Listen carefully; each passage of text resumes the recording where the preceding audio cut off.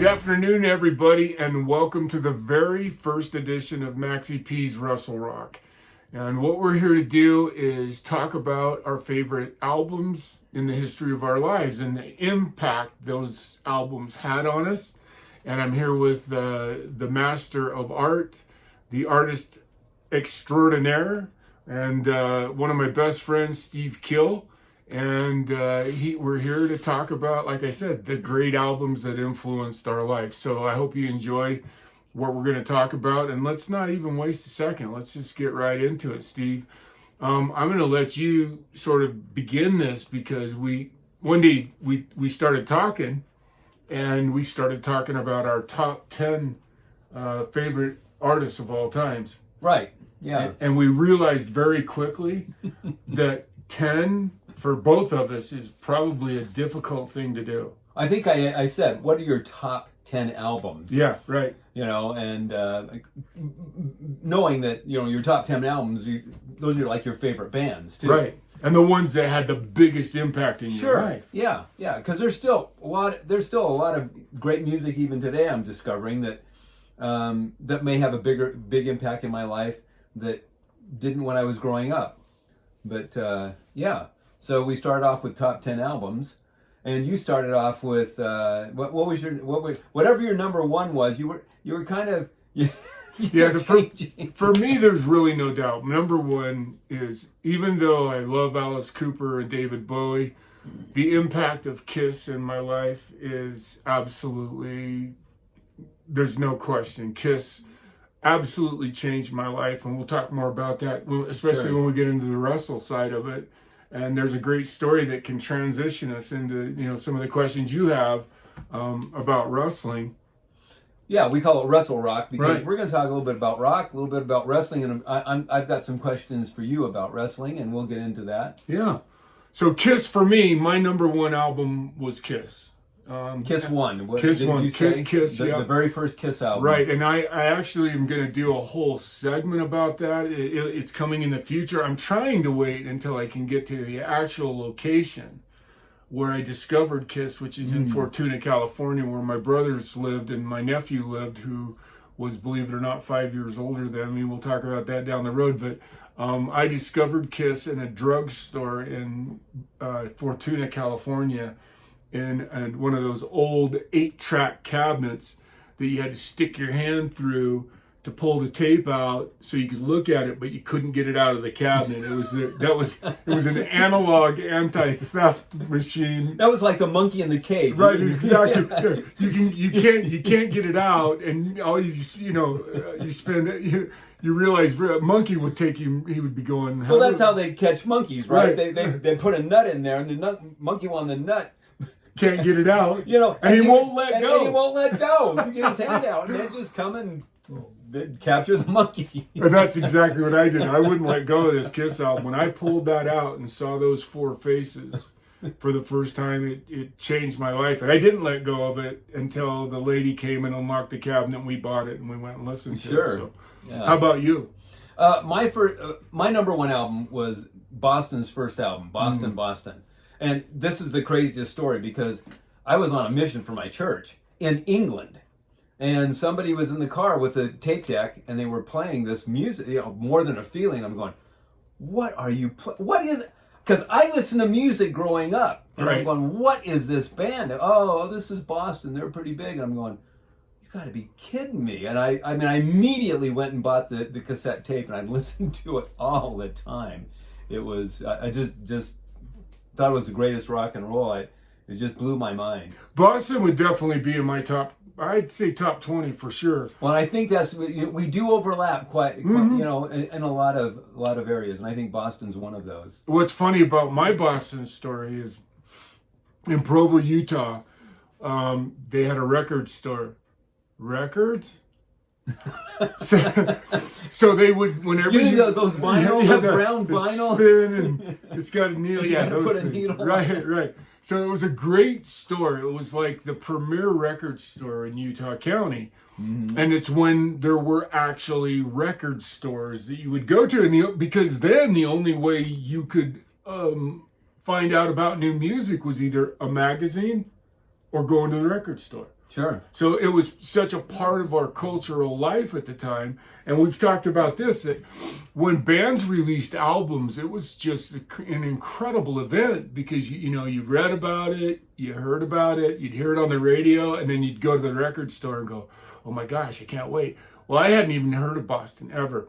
But what they would do all day long at the record store is they had a little wooden easel that had Now Playing on it, and they would play, obviously, to sell the albums. Why you never heard them while you're in the store, right? They would play albums, and I will never forget the beginning of the Boston album. And I think the thing about Boston that so intrigued me, as did Van Halen, as did Kiss, as of all the albums we're talking about, is the incredible uniqueness of their tone and their sound. Nobody sounded like that. No. Nobody. No. Tom Schultz created a sound that was so incredible, and I just lately I'm getting goosebumps. I just like you, the instant I heard the album, I was there looking for something new, and the instant I heard the album, and it's funny, I even remember they had the new release special. Oh. And the album was $3.66. Yeah, it probably was. Yeah. And so I immediately bought it, went home, just like you, listened to it nonstop. Yeah, for a month. Yeah. There was not a bad song on that. Right, oh, absolutely. It's all Long Time, because it starts with Long Time, doesn't it? It's been such a long time. What's the name of that's that song? on side. Well, on the tape, it's on side 2. What's the first song on side 1? As far as I know, it's More Than a Feeling. So the first song, because I can't remember how it starts, but like I said, as soon as I heard the first, it starts with the guitar solo and that whole thing. It's and then add the acoustic part of More Than a Feeling to it. The real great acoustic sort of segue in the middle, the bridge in the middle that then takes you back. That's More Than a Feeling, right? Doesn't Dun dun chicka chicka dun dun chicka chicka dun dun dun. Is that More Than a Feeling? Yeah. And it's a When I'm tired. It starts off kind of slow. When I'm tired and thinking cold. I can't remember the exact word. But anyway, but then it just morphs the whole album. And it's funny. So you and I, this is the great part of us. What's your favorite song on the album? More Than a Feeling? Oh gosh.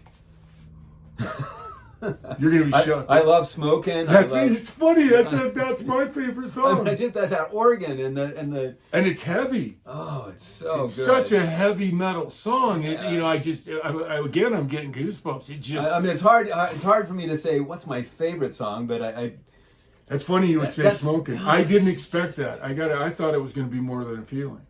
Well, it was, but I like every Peace of Mind is great, and anyway.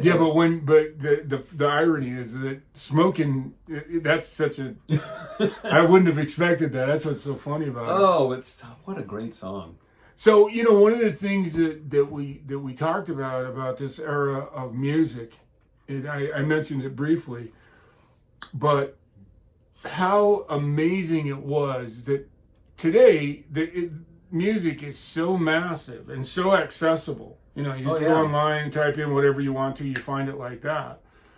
But I remember when Goodbye Yellow Brick Road came out, and it's the whole thing of an album release, and because it was such a different era, it was such an event. Whenever somebody released an album, it was like Goodbye Yellow Brick Road. It was just one of those things that just was surrounded. And then at that time, when Elton John started touring, I think he did 3 shows in Salt Lake because Goodbye Yellow Brick Road was so massive at the time. Oh, yeah. Right? 100%. And that's the part that's so intriguing is how different the culture is now towards music because there's so much out there. But when we were kids, there wasn't. If you were a rock guy, well, then you there were two magazines that you had to. Actually, there were 3. And you kind of can include the Rolling Stone, but the Rolling Stone was kind of based in an earlier era and more like a newspaper rag instead, because they they talked about everything in Rolling Stone. They don't do that in Cream and Circus Raves. And those were my primary influences at the time, was the magazines of Cream, Circus, and Circus Raves, and especially Circus, because Circus always printed a top 10 or top 20 list every month of the biggest albums. And so I can't tell you how many albums I discovered from the Circus top 20 list or top 10, whatever it was. What did you use? See, I was mostly a radio guy. I listened to radio. In fact, I listened to like Casey Kasem's top 40. Oh, I love Casey Kasem. How could you not love Casey Kasem? Because he always had these really... He didn't just play the song. He'd give you all sorts of interesting background about Back in 1957, Bob Dylan, he'd always... He would go into this complete, great... Once again, how else did we find information? No, I mean, so whenever he was on and I could listen to him, I was there. I was listening to I would get up sometimes. I think it was on Sunday morning or Saturday morning, and Casey Kasem's top 40 would come on. Sure. And exactly, another great. But the problem with that is that he didn't really talk about, he would talk about Boston because Boston was top 40. That's why I loved Circus so much, because Circus didn't just talk about top 40. Circus talked about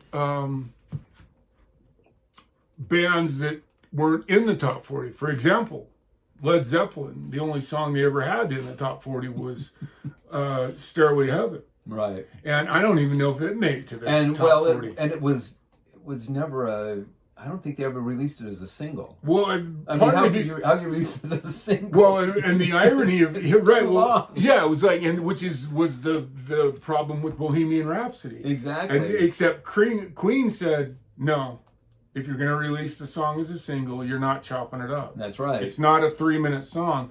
And Queen actually changed all of that with Bohemian Rhapsody. One of the biggest reasons they were so powerful in the music industry is because they absolutely demanded that you don't cut up Bohemian Rhapsody. And there were still radio stations that did, because it was just too long.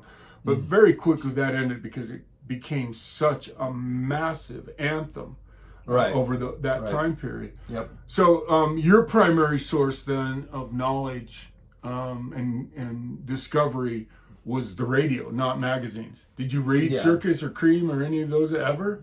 No. I didn't. See, so it was all radio and word of mouth. And word of mouth, sure. Like your friend playing Boston in the car. Yeah.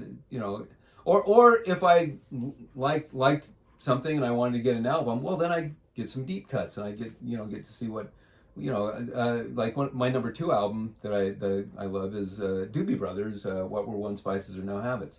Well, the big song on that was Black Water, but there's a lot of other stuff on it that's really, really good. Yeah, my favorite song on the album is Down in the Tracks. Yeah. That's just because that was their kind of heavy song on that album. And you had like Road Angel too, which is another heavy song on that album. I actually liked What Were Once Vices Are Now Habits. Anyway. That's probably my favorite Doobie Brothers album as well. Definitely, and so that's in my top. So did you ever see Boston live? I never did. Really? I didn't see very many bands live, just because I didn't think they sounded very good live. Not very many of them. Well, especially if you went to the Delta Center to see the concert. That was terrible. I saw a few at the college I went to. I went and saw some bands there, and some were really good. I shouldn't say but you've probably seen way more than I have. Well, I did see Boston, but it was right when they first came out, and they weren't filling up stadiums yet. And they played, there used to, the actual best venue in Utah prior to the Salt Palace, and even with the Salt Palace in place, I always liked to go. The only thing I didn't like about it is it was general admission only. There was no seating. There was a place in Salt Lake called the Terrace Ballroom, and it would only hold a couple of thousand people. Oh. And my most memorable concerts of all time were in the Terrace Ballroom. I saw Kiss, which changed my life. Yeah. 2,000, it only held 2,000 people. The Terrace did. And the acoustics were great because it was designed to play music in. Right. Instead of being a sports venue, it was designed to be a dance hall. It was actually a holdover. It's long gone.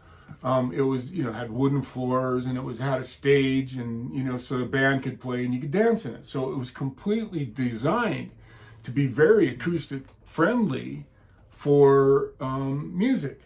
So I saw Kiss there on December 14th, 1975, the first time.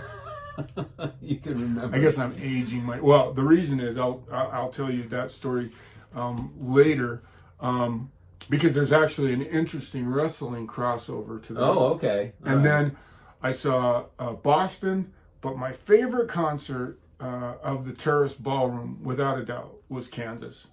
Oh. And I don't even think we talked about Kansas in my top 20. We haven't put Kansas. Kansas is absolutely in my top 10, 30. 10 of my, it's actually now it's up to my top 45. I've got to throw Kansas in there somewhere too. They're amazing. They are amazing. 100%. So how did rock and roll influence your life through everything? I mean, we all do that. I'm not sure anybody's different now. Of course they're not. But so much of what we listen to then, looking back, it's amazing how it's like a novel that you hear a song and it harkens you back to a moment in your life. Do you have those kind of moments where, like, I'll be driving down the road, and if I hear Don't Stop Believin' by Journey, it puts me in Coeur d'Alene, Idaho immediately? I don't have those as much as other people. There might be a few. Because I've just listened to music for so. And you're in two bands, and and I've been in bands since I was a kid, just because I love music. Right. My parents met playing music. Right. My dad played the harmonica, and my mom played the piano. I think my dad was playing the fiddle. Yeah. Anyway, the fiddle and the harmonica, and my mom played the piano, and they met playing around together, having fun together. That certainly explains. My mother was a musician, so sure. If just like your children are all artists. I mean, that's the kind of impact that you have when your parents. My dad wasn't, but he tried to be. He actually could sing pretty good, but he could never do it in public. My mother, on the other hand, was an incredible musician, played by ear, and could sing like an angel. Of course, I'm going to say that's my mother, but she had a very, very good. Actually, she sang for the Mormon Tabernacle Choir. Well, then she did have a good voice. Right, then. she did, and you can't get in. You can't be a slouch and get in. She got the part and sang for a couple of months with him, and then got pregnant and had to stop. So, but anyway, she did that. But it's amazing how those kinds of influences impact who you are so much. The music. Right. For me, my life was. It's funny too. I was so prolific. I studied everything I could gobble up, that all my friends would come to me and go, "Hey Max, what's the new greatest album?" and I would tell them, and they go, "Okay, I'm gonna go buy it." And they come and go, "Oh my gosh, that was great! I love that." And so those kinds of things happened to me all the time. I was a kid in school that when everybody else was building gun racks and nightstands in shop class. In fact, I remember my shop teacher told me I was the first guy that ever built a set of speakers. So that's the kind of thing. I was the guy that everybody called and said, "Hey, I got a new car stereo. Can I come over? Will you help me install it?" And that's you were that guy. I was that guy. Yeah. That's funny. I think one of the things that I would do is I like learning lyrics to songs, and so I this is weird. Now you can just go online and find lyrics to songs. A lot of times I'm sitting there listening. I'll record something off the radio. Mm-hmm. Now I'll write it down, and then when I'm traveling somewhere or going somewhere, I was learning lyrics to songs. And like we all did. I'll never forget. I heard an interview by Ozzy, and when Jimi Hendrix says, "Excuse me while I kiss the sky," Ozzy always thought he was gay and was saying, "Excuse me while I kiss this guy." And so, how like Blinded by the Light. Remember the man, Yes. Manfred Mann song? Yeah, wrapped up like a What? deuce. Yeah. Not a Douche. Not a douche, but a deuce. And we all, how many of us had these misconceptions? That's like, what is he saying? Wait a second. Yeah, that was the fun part then, because a lot of times they wouldn't put lyrics in albums. Like, I don't think Led Zeppelin, well, maybe they did in Some of them did. Sometimes they did, but a lot of times they wouldn't do that just to make you dig that much more. I think the bands did that intentionally. Oh yeah. To make you dig that much more for them, because once again, the internet, really, if you wanted, there was No, if you wanted to learn a song, you either had to go find a book or sheet music, or most of the time, I was sitting there with the guitar and I'm going, now what chord is that? And I'd play it back, and because I had the lyrics written down, I'd write down, here's the chord that goes with this, and here's the chord that goes with that, and that's the way I learn songs most of the time. It's amazing how old we sound when we talk this way, because true. kids today, just if they want something, they don't hesitate a second. No, there's places, all sorts of places on the internet. Well, that I go now, right? know, of course. or even on YouTube that somebody's singing it, and here's the chords, and here's Isn't the that words. great? It's right there, so it's much easier to learn a song nowadays. What would we have given? Yeah, 100%. For tablature. I mean, I remember when I discovered tablature, it changed my life. Sure. I couldn't read music. I can't read music. So, right. And then I could play by ear. If I could hear it, I could play it. Mm-hmm. But it's still, you always wanted it. You always tried to figure out, how do I get a step up? How do I figure this out? And how many albums did you wear out? Let's go back. Okay, now I got this chord and this chord. Now, what was that chord again? Did you ever do this? Did you ever put your hand on the album and try to go slow? I did. I used to do that. I was like doing scratching, trying to get that, so I could figure out what's that note in that grace note or whatever it was. I did that all the time too. Oh yeah. Life of music, way different nowadays. right? And what's so funny is the stages of media that the world's gone through. And I remember my brother had a '58 Plymouth, I think it was a Plymouth Fury, and it was his baby. And I have so many great stories about that. But he had not an 8-track.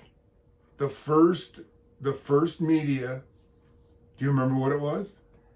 And believe it or not, it is a media that far outlasted the 8-track, the cassette. It outlasted everything until the digital era came. It was part of every radio station. See, the only other thing I can think is some sort of tape thing. It was called a 4-track. Oh, 4-track, sure, okay. So that was mono. Sure. And the reason the 4-track stuck around is because when 8-track came to be, the 4-track was used in every radio station in the world as the commercial carts. Oh, okay. So it lasted until the digital era, the cart system. I'll bet you there's probably still a few old radio stations that have 4-tracks, because they were easy to cut. You cut the tape to length for 30 seconds or for 15 seconds or 5 seconds. And you go to, when you'd watch a DJ work, it was just, they would sit right in front of the 4-tracks and push this one.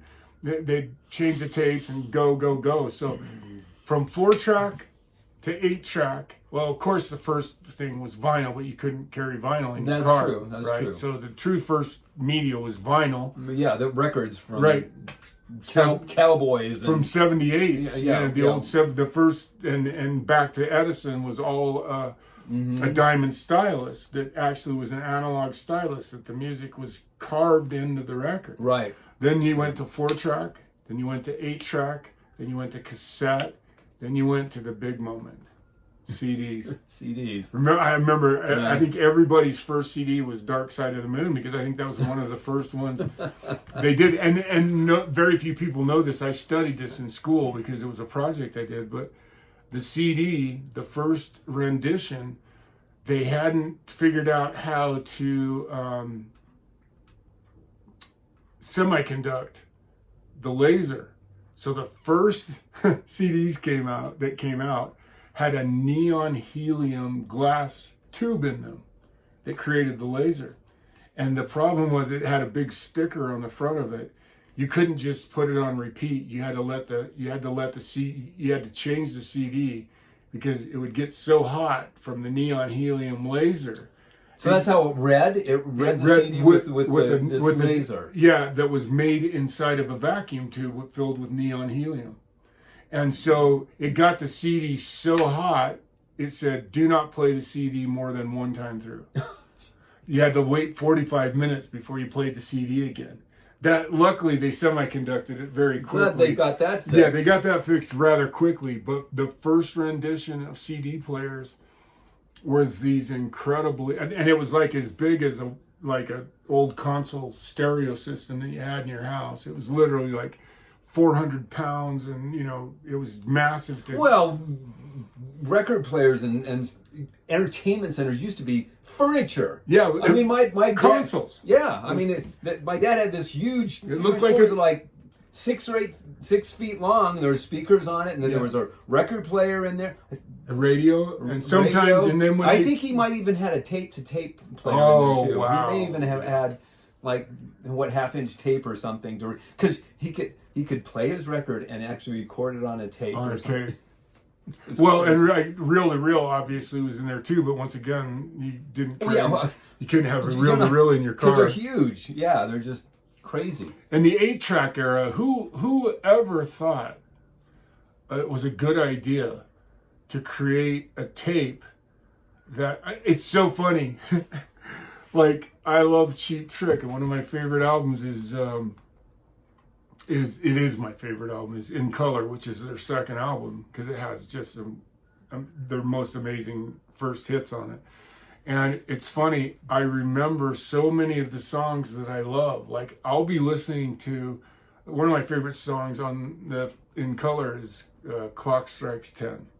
And whenever I listen to it, the way they dealt with it, the reason it was called an 8-track is in order for you to listen to it all the way through, the head would just go down the tape like this. And so the tape was in a continuous loop. Mm-hmm. And eventually, because of that, it wasn't even. So the more you played the tape, the tighter it got. And eventually, what'd you have to do? You had to put a matchbook in to force it into the capstan until finally the tape got so tight inside the box. And no matter what, when I was a kid, I tried cutting it and relieving the stress, and it had this little metallic thing. So back to the story of Cheap Trick, every time I listen to The Clock Strikes 10 now, I always hear, so the volume would go down in the middle of the song, and then it would switch tracks to track number 2. Right? Remember that? Yeah, I remember and that. Then it would fade back up. Oh my gosh, it was the most horrible system. Oh, I hated ever. that. Oh, it was like right in the middle of the song. It would just, the guy's singing his most passionate moment, and it would fade down, and then it would go click, and then it would go back up.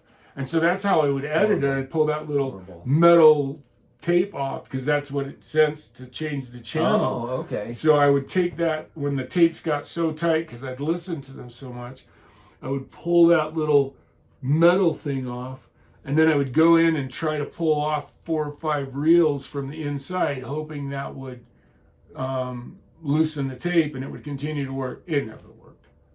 And you could never have over like 40 minutes of music, because I tried the 90s, the 90-minute 8 tracks, they never worked. Never. So that was just an incredible era. Yeah, that was amazing. And it was fun to watch it go by. And now the irony of it all is you don't even there's no spinning parts in your stereo today. No. So you don't. No, well, I'm just thinking of I used to have the Best of Blondie, a cassette tape, and I liked it, so I played it over and over again, and I wore it out. So I bought another one. I thought, am I buying the song or am I buying the tape? Right. You know, because I bought that thing at least 2 times, and then again as a CD. So it's just kind of like, you know, are you buying? See, nowadays you're buying the music. Right. You know, you download You it. can download one song. You can download a song. Or, you know, back then you can make your own best of if Right. you want to. And instantly. Instantly, yeah. Back then the single was a 45. That's right. So, you know, the problem with 45s is, what'd you have to do? You had to stand there, and every 3 minutes you had to change. You had to change the damn record, the little 45.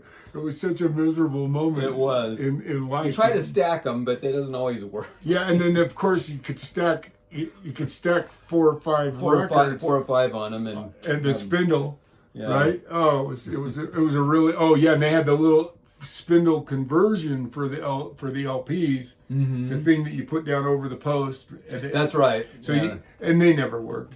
It'd click. They'd start to wear out, and it would click, and all the albums would drop at once. The goal was, and most record companies, if you remember, they would put side 1 on on one album, and then side 4 on the back of that album if it was a double album, so that you could, and then side 2 on one album, and then side 3 on the other, and then so when you put it on the record player, side 1 would drop first, right. and side 2 would drop, and then you take them both off and turn them over, and side 3 would drop, and then side 4 would drop. That makes sense. So that was always, again, no kid today they would be so frustrated, they would lose their mind. But the irony is, LPs are incredibly popular right now. They're still around and still used heavily today. And the thing that for me as an artist, what we lose going from an LP to a cassette or to a CD to digital, we lose the art, because album art was amazing. Yeah, there's some beautiful, beautiful album art. Not only beautiful album art. The irony of it is too that very few kids know what dynamic range is. And what you lose in modern Elia, if you will, is you lose dynamic range because everybody's listening to MP3s. So MP3s, the way it works to compress, is you lose the dynamic range. And part of the reason that we loved CDs so much is it took the sound quality to the next level. Right.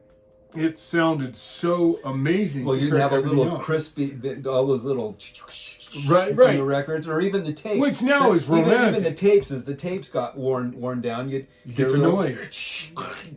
Yeah, and then because you played them a lot. And then the cap stand, it got, you know, you spilt your pop on it, 1 drop of pop on it, and then the tape would roll out into the cap stand, and all of a sudden it would stop working, and when you pull the tape out, you pull the tape out with it. And then you needed a pencil. Oh, you don't have a pencil. You need a pencil. So you can spin it and get it back together. You know what's funny about you? So all of a sudden you got this tape, this big long tape. You're going, oh no! You had to have a pencil in your car all the time so you could take up the slack if your cap stand ate your cassette tape.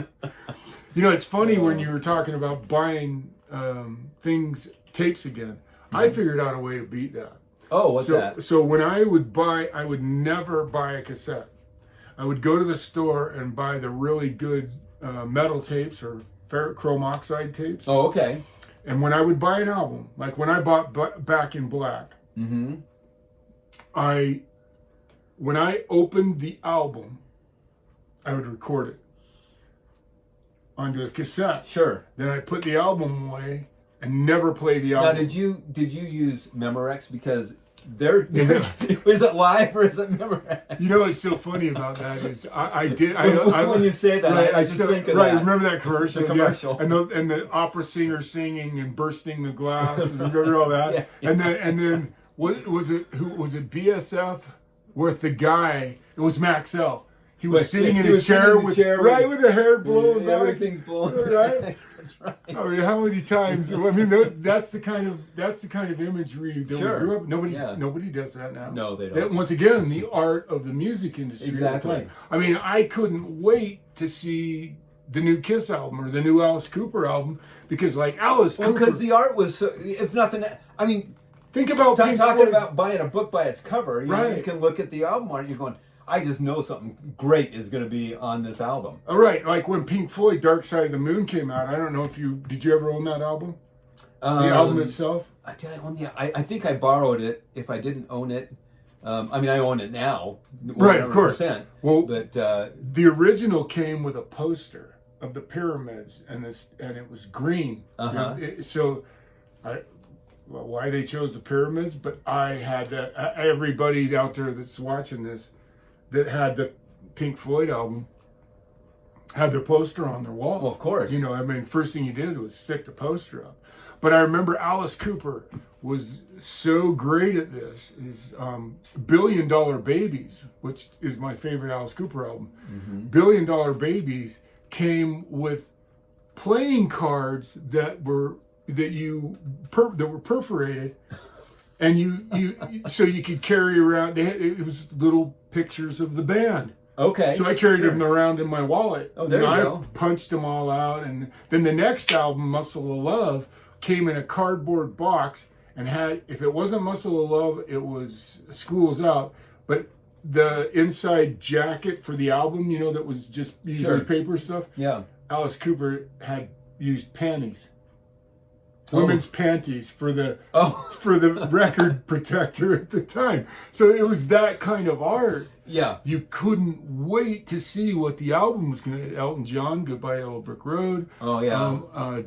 It's got art in it along Captain with the lyrics. Fantastic and the Drowned Dirt Cowboy. The first, was caricature art. A lot of the kinds of things you draw.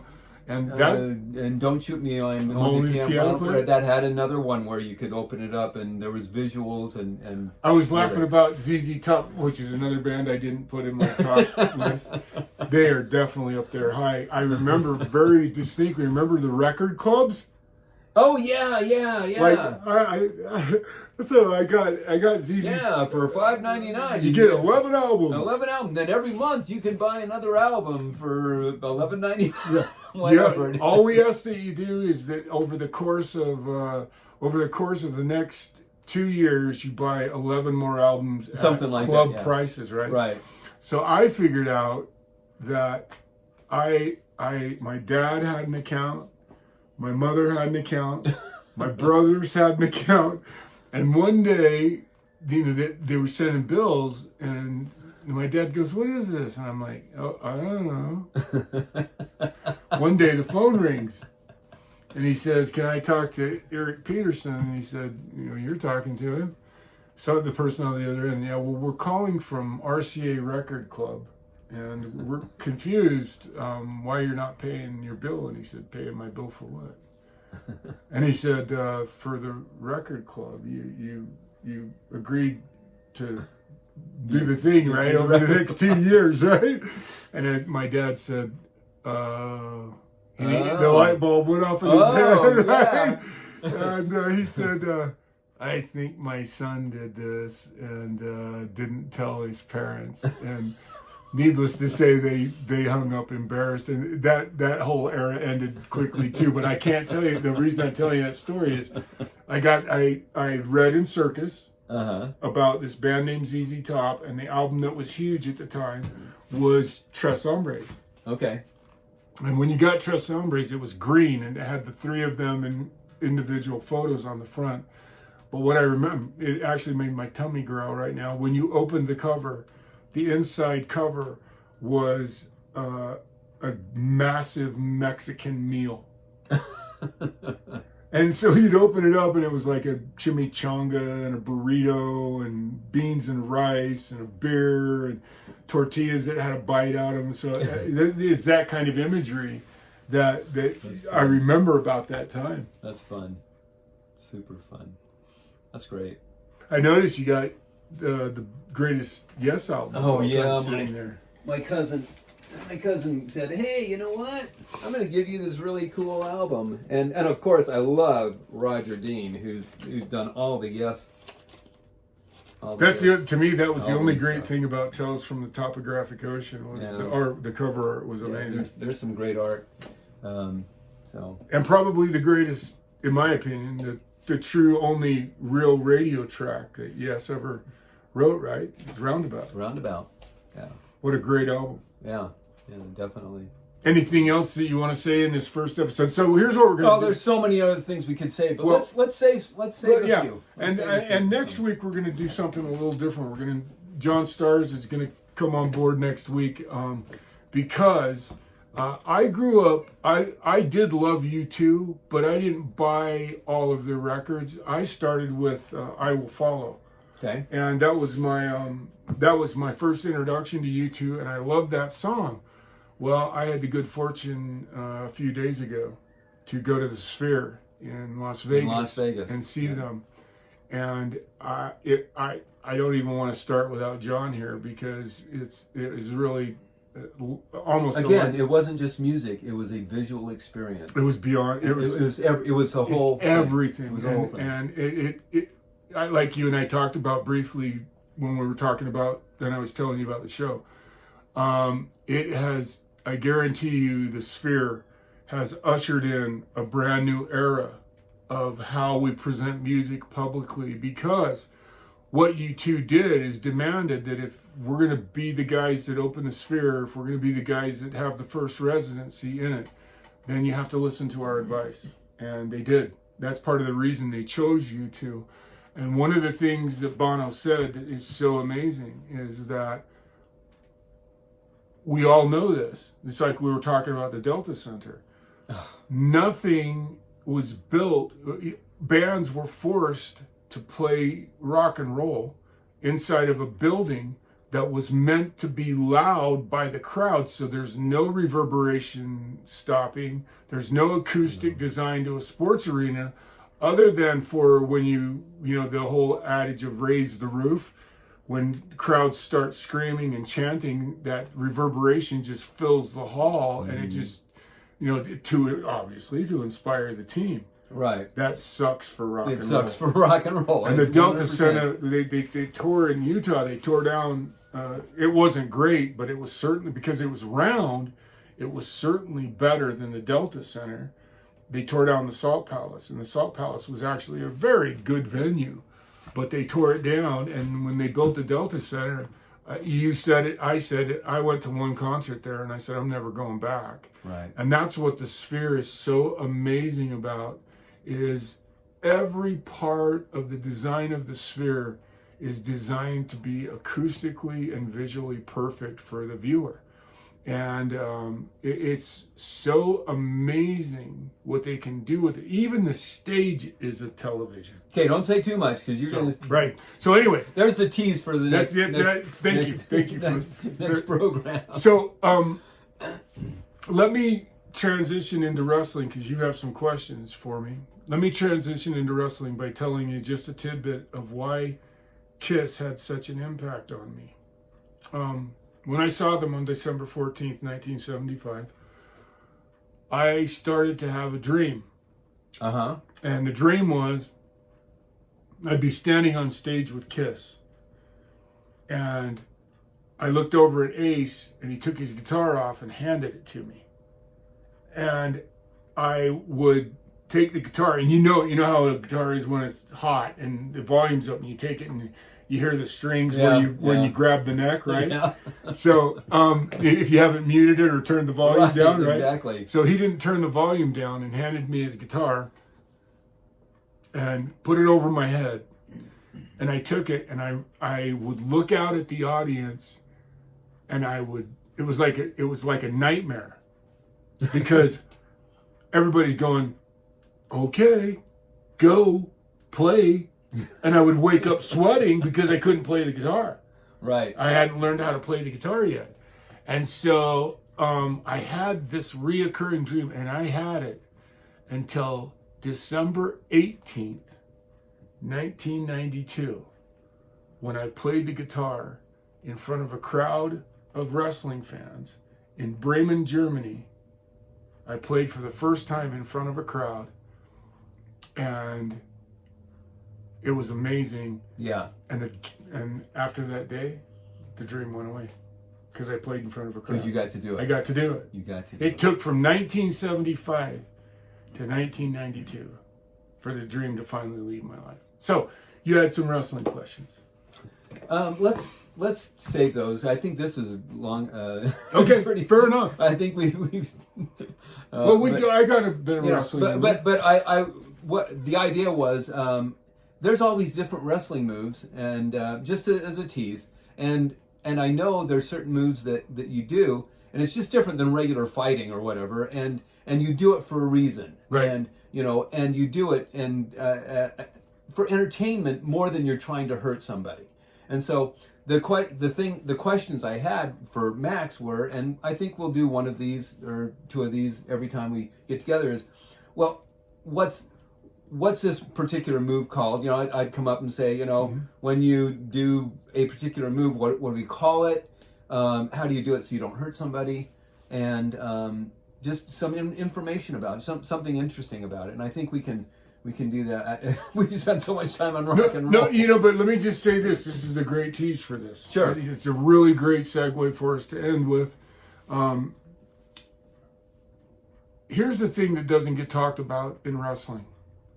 Let's talk about something as simple as a pile driver, okay? It's not simple. Right. The reason you get... And we'll show what a pile driver is, because I think I know what it is, but I'm not quite sure. And I'll put it in the video. Sure. I'll put it as a cutaway while we're talking about this right now. Okay. But why do you get hurt, really genuinely get hurt in wrestling? The reason that you get hurt in professional wrestling is not because the other guy is hurting you. It's that when you take somebody into a pile driver position and you give them a pile driver, it's your job to make sure they don't get hurt. So you're burdening. So think about that. When you drop to your knees with another 300-pound man right in your hands, you're now dropping to your knees. If you're, let's say it's Taker and he weighs 290 pounds and he's, pile driving his, I can't remember what his name of his, Tombstone. That was the name of his pile driver. You've got the weight of that guy and your weight falling 3 feet to your knees. Mm-hmm. And if you actually, and guys get hurt, would get hurt. Classic example, some guys used it maliciously. Like there's a couple of stories we'll talk about in the future. Sure. But you're now burdening 600 pounds and landing on your knees with every effort you can take to follow one simple mantra in wrestling. And the mantra in wrestling is in the back rooms, and this is something that we all just have common knowledge of. The entire thing that you're trying to accomplish, your goal in every match, and this is what wrestling's principle is based on, is you got to be able to work tomorrow night. It's almost like a cop. You go home safe every night. Certainly. And so your goal, even though none of us have ever gotten in the ring without being hurt. I remember one of my favorite quotes by Jesse Ventura is he said, "I never left the ring that I wasn't in pain." And that pain come from not the guy hitting you in the face, but from just like what I just said about a pile driver. When everything you do is to protect the other man so that he can work again tomorrow night. And that's what's different about wrestling. Well, and when you said 600 pounds falling to your knees are going to hurt too. You want to protect your knees. There's no. I mean, you're trying to anyway. Yeah. That's why wrestlers walk the way they walk. The old wrestlers. That's why their knees are shot. I heard Hogan talking the other day about he's had like 40 surgeries. Oh my gosh. And it's all because everything that you do, when you fly, when you're a guy Hogan's size and you fly up in the air and from 4 feet in the air, you land on your buttocks and in a very, very difficult position. When you drop that leg, you can't hurt the other guy. Right. And so everything you're doing is designed to make you... Is that me? That's me. Sorry. Oh, it's okay. What a great place to end. Don't fear the reaper. One of my favorite songs as well. So until the next time on Wrestle Rock, I'm Maxx Payne. I'm Steve Keele. We'll see you then.